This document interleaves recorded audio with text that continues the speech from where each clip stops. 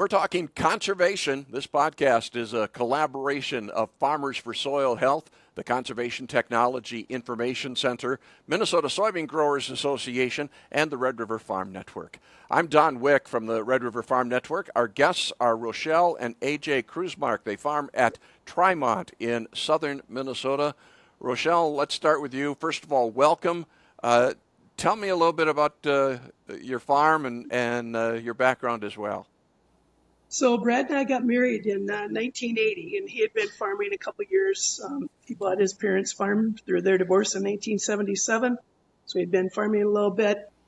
We got married. He had a small sow herd, farrow to finish, and then we expanded that. Brad had a wonderful mentor in Jim Scholl. He worked for a guy that was a pioneer in ridge till. So I would say that was kind of the initiative for conservation tillage that sparked our interest, even though we never did ridge till because we couldn't afford the equipment, quite honestly. Yeah, it was the 80s. It was tough. So right. Fast forward, we bought a chisel plow instead of a plow. And that's what we did. And then we got rid of that and went to a soil saver, and we just kept trying to utilize technology and maybe not be the first one out of the gate, but did a lot of research and we were never afraid to try anything different. And then as we started our family, it just seemed logical to try to keep that soil better and get that healthier to make it work long term. And we're going to talk more about that progression you've had and such as well. But AJ, I'm curious about this growing season. I know we're catching you when we're in the midst of harvest season. Tell me how the season's gone thus far and what it's been going like in the combine as well. Variable. That's the best word I can use to describe the year. So we were able to get in relatively early. Conditions were great. Thankfully, we pushed hard during that window, although we were a little nervous. And then it had a little blip and got a little wetter, and the struggle began. We had a very wet summer, which didn't help things thrive, and then the faucet turned off in August after we've pretty much had our entire year's worth of moisture from late April through August, and we had 3,300 of rain in September, which is extremely dry for us, and it's like we live in the desert again. When I think Martin County, I'm thinking pretty flat land. What kind of land do you have there, AJ? Yes, relatively flat.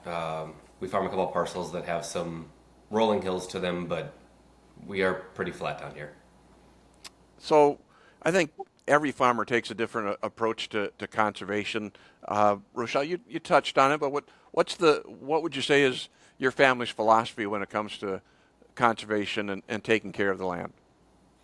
Well, our farms, we have quite a bit of woodland, and we have a couple creeks and a lake nearby.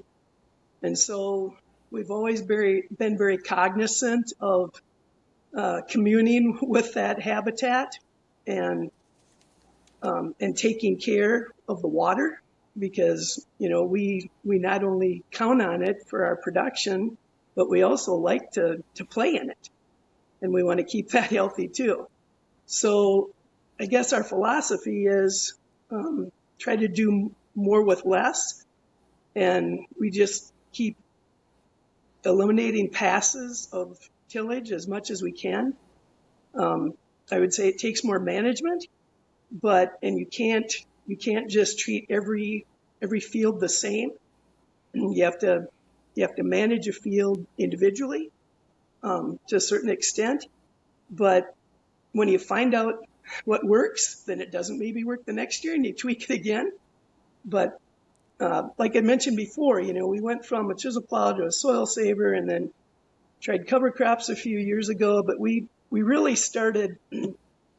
We have I guess I didn't mention, we don't farrow to finish anymore, but we do custom finish. So we utilize hog manure. AJ manages the cow herd, so we do some pretty intensive grazing, and he can touch on that. But we also do cover crops on every acre. And we started in 1996, I think it was. when we put units on our manure slurry tank to actually inject that manure, 6 to 8 inches deep to try to maximize the nitrogen and the other nutrient value.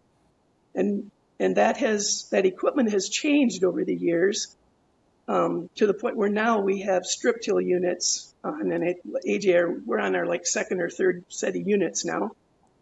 Yeah. But this one seems to work much better in placement and coverage and less disturbance of the soil. So we're really happy because we like to go and see very minimum black, when you get done with that pass. You touched on it earlier, Rochelle, kind of that transition. You went through the years. You've taken a different approach to tillage, correct? Yes. So we never did moldboard plow, but we just kept doing less tillage. And years ago we tried no-till, but the equipment just wasn't there.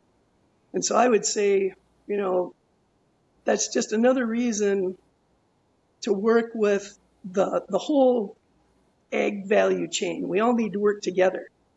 The equipment manufacturers and the geneticists and, the marketing people, who we sell to, we really do work together.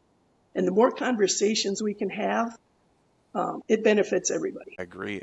AJ, I think we talk a lot when we do these conversations about tillage, cover crops. Animal agriculture doesn't always get to be a part of that conversation. Tell me, how does that fit into this story for your farm? There's several ways that the cows especially have played into this conversation. And we started doing strip till and cover crop. Actually, the first cover crop was a result of some winter rye that we planted after corn silage and chopped that in the spring, so that kind of gave us a little feel for what that looked like and how the crop could be managed or not. And the story that year was we had taken corn silage out when it was quite wet. It was a very rainy early September, and we made a little bit of a mess of the field. And we're a little concerned about whether or not we could just go in and no-till cereal rye into that, but we decided to try it and figured worst case we can field cultivate in the spring, terminate and field cultivate and clean it up. And it's an experiment, 30 acres, we'll try it. Well, it turned out the cover crop grew great.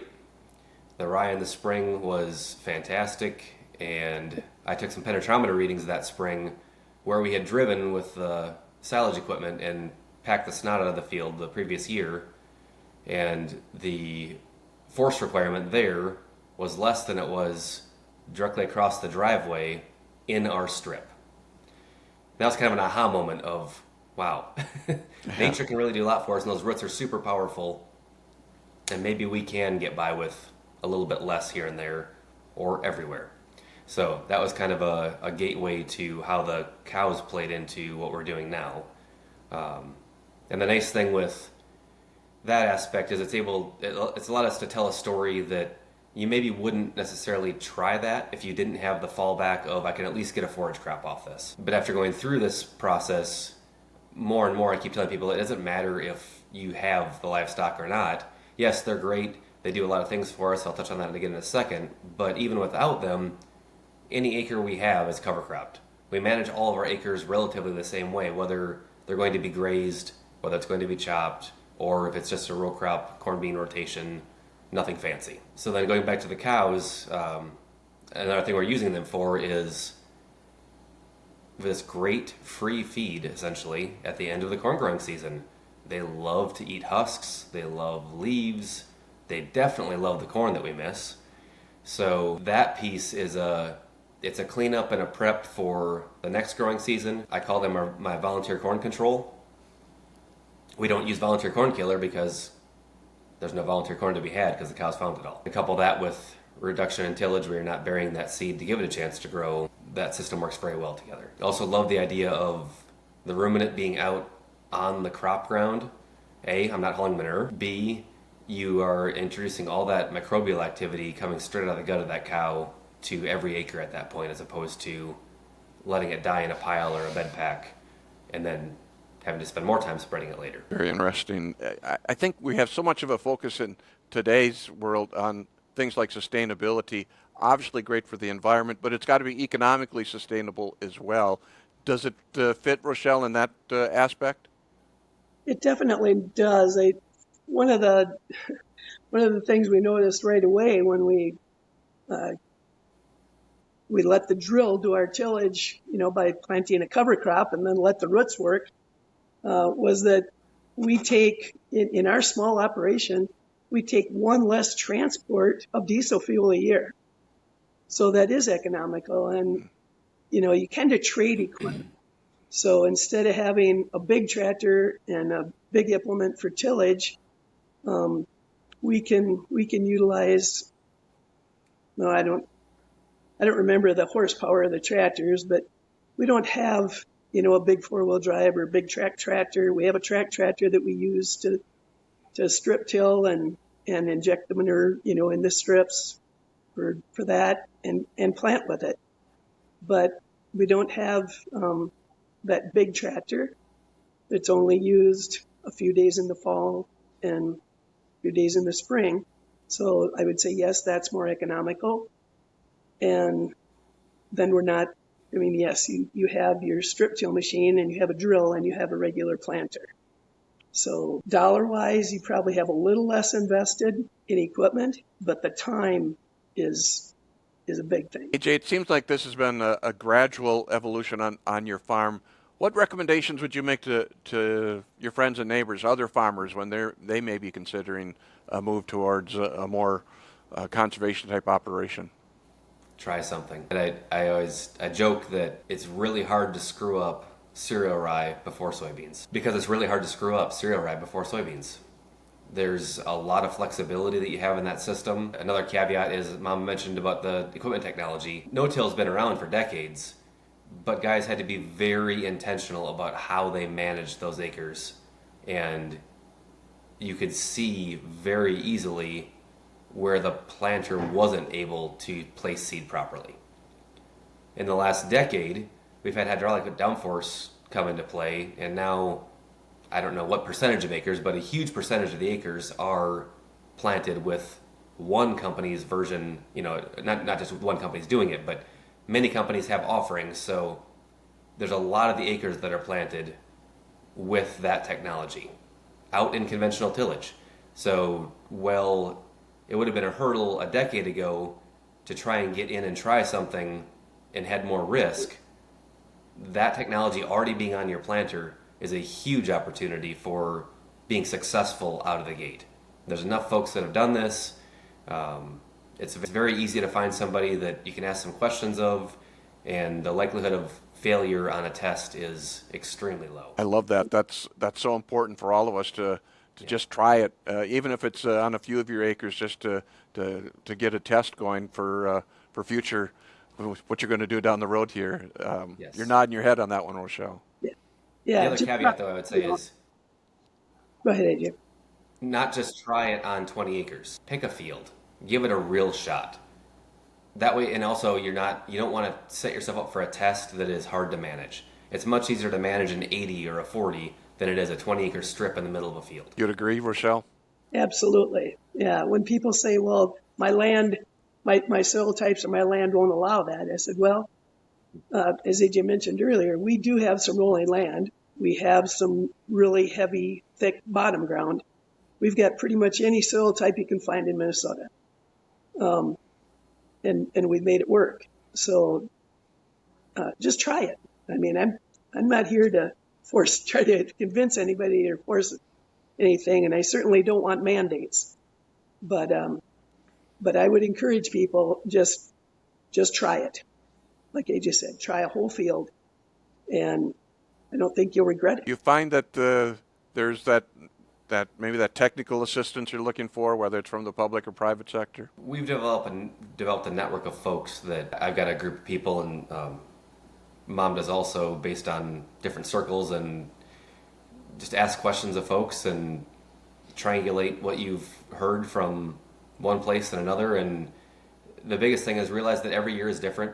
It's no different than, you're not farming some new crop. You're just using a little bit different method, and the way you apply that is slightly different every year, and you need to have a little bit of maybe a more open analytical how it's going to go, and worry less about how it looks to start with and more about the results at the end, because I will say that as a big piece of what we're doing, especially in the spring. If we're going to no-till with the drill a soybean, don't look at it till the 4th of July. And I'm not saying don't actually go out and scout or do anything, but don't get excited about how they look. They will look poor compared to a black field where that bean was planted into. That doesn't mean they aren't going to finish. And that's probably the biggest difference. And also I would say plant height maybe in no-till is probably a little bit less. You don't get quite as much early vegetative growth, but I believe the yield can be there, and at the end of the day, it's a good system. You mentioned earlier about this growing season. We've had a lot of wet, and then here at the end of the year, it's been September very dry, and now moving into October as well. What has that meant for retaining or moving that moisture you need off of the ground? Whether you're in this system or a conventional tillage system, you can tell the farms that have sufficient tile and inefficient tile. It's night and day. What I would say is when we got those heavy rains, I didn't see gullies being cut in our field. When it's been wet like that, there was a very challenging time frame when we were trying to do our post-spray application on soybeans. There was 2 days that we were out spraying, and we were the only ones around that I saw with a sprayer. And I didn't want to be out there that day, but I could be out there that day. And you look back at the ruts we didn't cut, there's just a lot more weight carrying capacity in that soil than there would have been had we done tillage last fall and this spring. Excited to see a multi-generation farm and really maybe what's to come here as well. You've got to be happy with that as well, Rochelle. We certainly are. Brad's grandpa bought this farm, and a couple years ago we celebrated our century farm for the family, and on the farm that AJ lives on, and his 3 boys, and they like to be involved. You could talk to any one of those 3 boys, and they're 7, 8.5, and 10, and they can tell you what's going on. When the oldest one, Titus, was about 4 years old, he mentioned the nutrient cycle, and someone looked at him and he explained it to her. Not many 4-year-olds understand the nutrient cycle. It's a very cool story. I love this. I'm looking at the clock. Our time is winding up. Any final thoughts you'd have for folks that may be considering something new or looking at something on the conservation side of things? Other than trying something that has worked for somebody, and I wouldn't even say necessarily right in your area. I've pulled, and we've looked at practices that people use from Canada to Texas, and I think there's information to be gleaned from all those applications, just knowing what their growing season is, what their opportunities and challenges are, and then applying them back to you. A big piece of what we've done with the cattle and cover crop is, I look at, back to that Canada example, if they can do it in North Dakota or in Canada, southern Minnesota is not cold. It's not that challenging, and my excuse is gone. So I should be trying something and looking at how I can make it successful, not trying to find a reason why I couldn't be successful, and then move forward. We've talked Rochelle, a lot. Any final thoughts? Yeah, we've talked a lot about, how our livestock is incorporated and how we incorporate manure into our strip till and no-till. But I also want to mention that we do have, we use commercial fertilizer as well with a strip till unit on the ground that we don't put manure. And it works, like AJ said, it works. I wouldn't say the same, because maybe you don't have as much microbial action where you have the manure, but there are a lot of earthworms. And I would say, again, I would encourage anybody to let the earthworms and the roots do the tillage instead of the machine. Very good. Well, again, thanks to both of you. I appreciate this conversation. Yeah, thank you for the opportunity. Rochelle and AJ Krusemark with us. We're talking conservation. This podcast made possible by the Conservation Technology Information Center, Farmers for Soil Health, Minnesota Soybean Growers Association, and the Red River Farm Network.